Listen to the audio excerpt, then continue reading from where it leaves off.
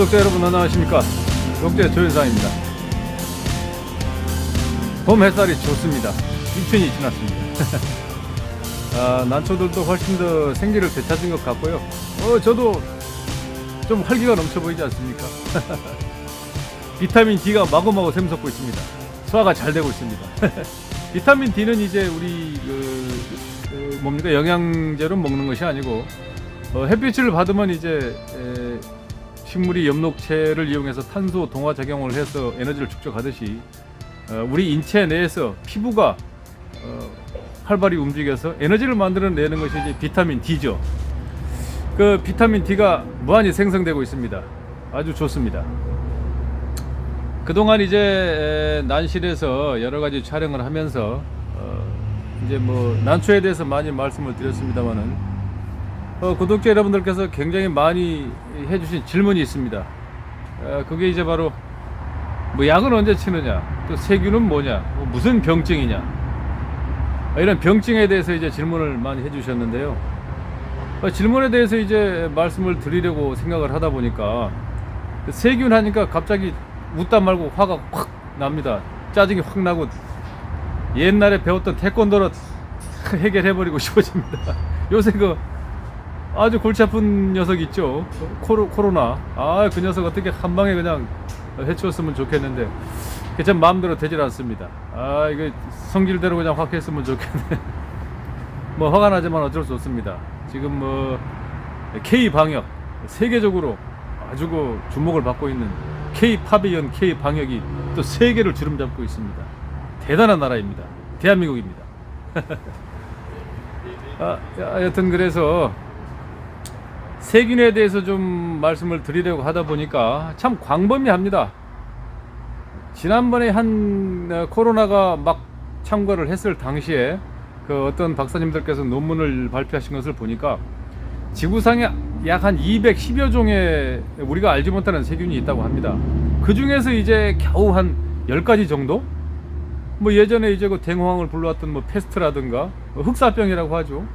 그 다음에 뭐 최근에 있었던 뭐 사스, 메르스, 그리고 이제 에이즈 같은 경우도 뭐 에이즈가 처음 창궐했을 때 인류가 에이즈로 멸종할 거라고 막 멸망할 거라고 그랬었거든요. 그렇지만 지금은 이제 뭐 에이즈 병으로 치질 않죠. 뭐 다 치료가 됩니다. 그리고 이제 인류가 함께 살아야 할 하나의 뭐 동반자적 병증이다 이렇게 얘기를 하거든요. 코로나도 머지않아 곧 극복이 되고 또 면역이 돼서 감기 정도로 가볍게 콜록콜록하고 넘어갈 수 있는 그런 시기가 머지않아 오리라 이렇게 믿어보면서 세균에 대해서 간단히 좀 말씀을 드려보고자 합니다. 세균은 참 광범위하죠. 광범위하고 거기에 따른 병증도 참 여러 가지가 있습니다.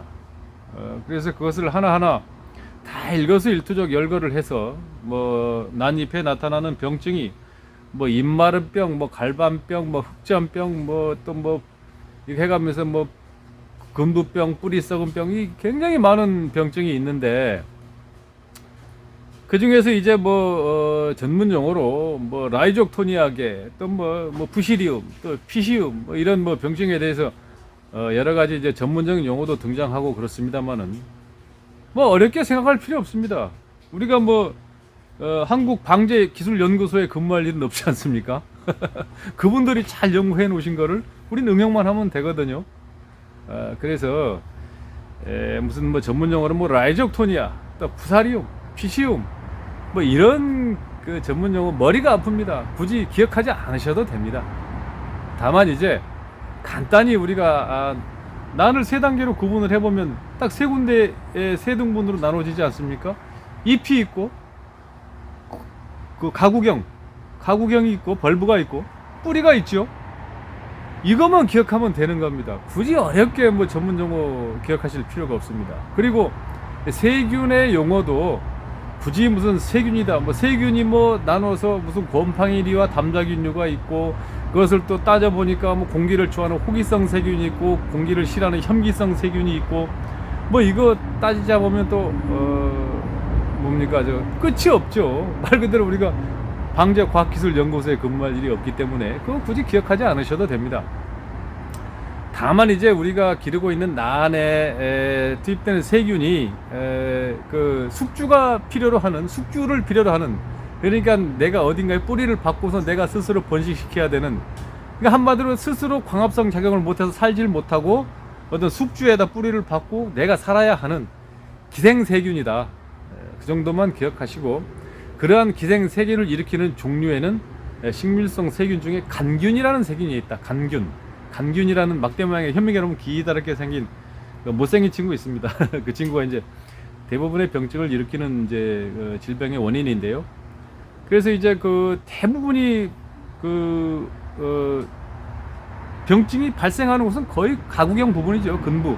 물론 피시움 같은 경우에는 뿌리 끝에서부터 감염이 되어 오는 경우도 있습니다만, 대개 보면 이제 푸사리움 종류라 그래서 간균 종류입니다. 그래서 근부 벌부 그 근처에서, 가구경 근처에서 뭐 공기 흐름이 원활하지 않다거나 혹은 외부의 어떤 요인에 의해서, 곰팡이에 의해서 그것이 감염이 돼서 점점 발생이 커지는 이러한 어떤 푸사리움 계의 질병이 대부분이고, 그러한 이제 그 세균에 감염된 난들이 그것이 타고 올라와서 잎에 나타나는 병증이 뭐 입마름병, 흑점병, 뭐 갈반병, 이런 여러 가지 형태로 병증이 나타나는 것이죠.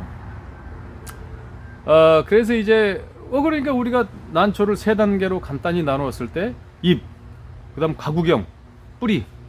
그렇다면은 지금 제가 얼추 찾아보니까 난 관련 식물 배양 약재만 한 30여 가지가 되더라고요. 그것을 응용해서 다 어떻게 뭐 어느 병증에 적용을 한다? 가능하겠습니까? 무척 어렵습니다. 그래서 그것도 딱 세 가지만 기억하시면 될 것 같습니다. 최초에 난초를 우리가 이제 뭐 산에서 가져왔다든가 혹은 타난실에서 가져왔을 때 예방적 차원에서 예방하는 이제 그 침지 효과를 하죠. 침지 효과를 주기 위해서 이제 그 침지 효과를 하는 것이 뭐냐면 전문용어로 침투 이행성. 그러니까 물에 침질 약재 담그면 그것이 뿌리로 스며 들어와서 벌브를 통해서 잎까지 올라가서 미연에 방지하는 침투 이행성. 침투돼 가지고 그 약효를 실행을 한다. 이런 침투 이행성 약재를 맨 먼저 사용해 주시는 것이 좋죠. 대표적인 것이 이제 대부분의 에라님들께서 쓰고 계시죠. 스포탑, 스포르곤. 이런 종류가 뭐냐면 원래 목적이 농사용으로 벽시 소독약입니다. 벼를 못자리에 파종하기 전에 미리 세균에 감염되지 않도록 벽시를 담궜다가 그 다음에 파종을 하는 예방적 차원의 침투 이행성 약재죠.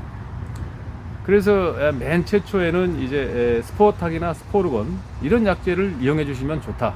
예방적 차원에서 좋다. 그리고 두 번째는 이제 푸사리움 관련 그 병증, 그러니까 그 가구경에서 각종 질환을 일으키는 이런 세균들, 이미 이제 그것은 감염이 돼서 진행이 되는 상태지 않습니까? 거의. 그럴 경우에는 이제 굉장히 많은 약재가 그 부분에서 많이 등장을 합니다. 가장 많이 이제 적용되는 부분이 그 부분인데요. 어쨌든 뭐 피시움이든 푸사리움이든 라이족토니아계든 어쨌든 병증이 진행이 됐을 때 한 가지 그 병증에 딱 한 가지로 적용되는 약재는 없습니다. 그 약재를 대개 보면은 대부분이 5가지 이상 병증에 다 적용이 되는 그런 다용도로 사용되는 약재들이 많거든요. 그거 이제 많이 쓰시죠. 뭐 톱신 패스트, 쓰시고, 그 다음에 이제 벤레이트, 뭐 이런 종류. 그 다음에 제가 갑자기 생각이 안 나네요. 갑자기 이렇게 깜빡깜빡합니다. 그렇죠.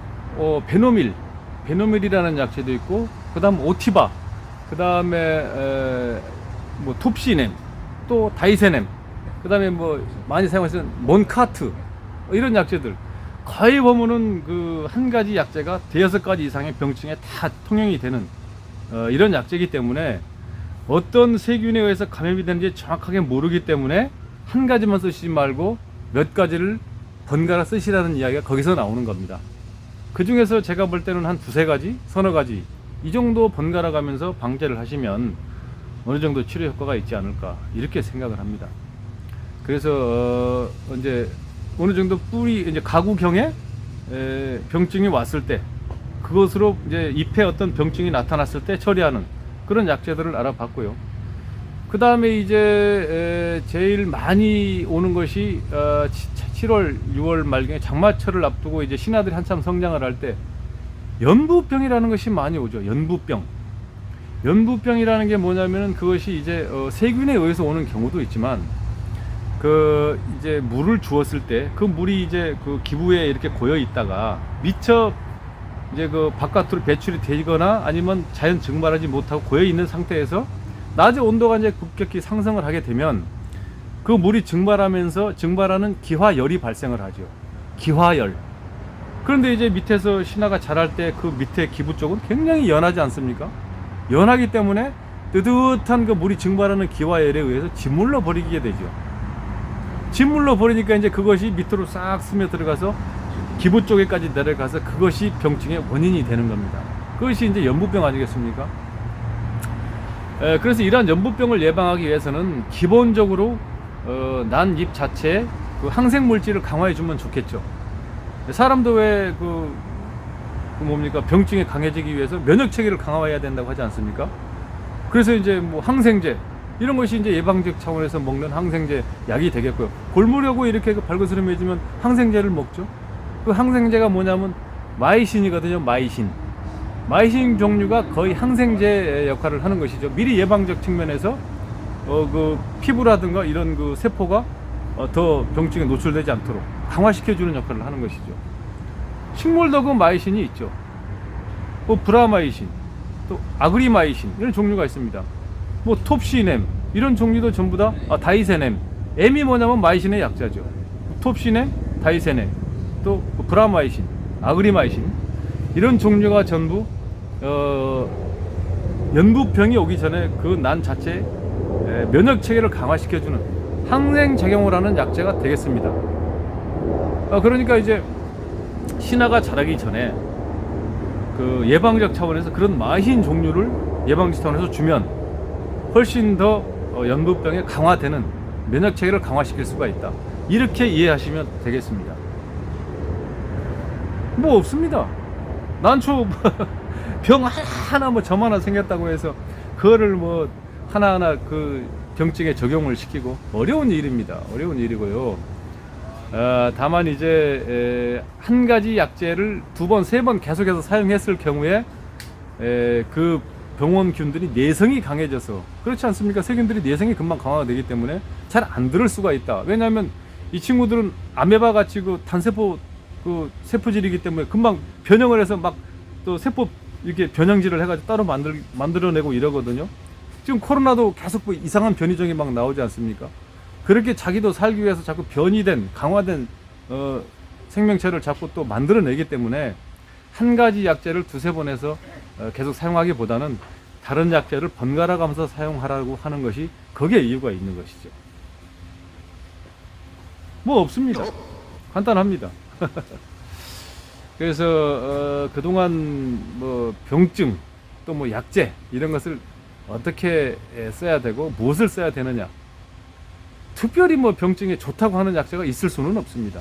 왜냐하면 어떤 세균인지 정확히 우리가 현미경으로 그걸 연구하는 농업과학기술연구소 직원은 아니지 않습니까?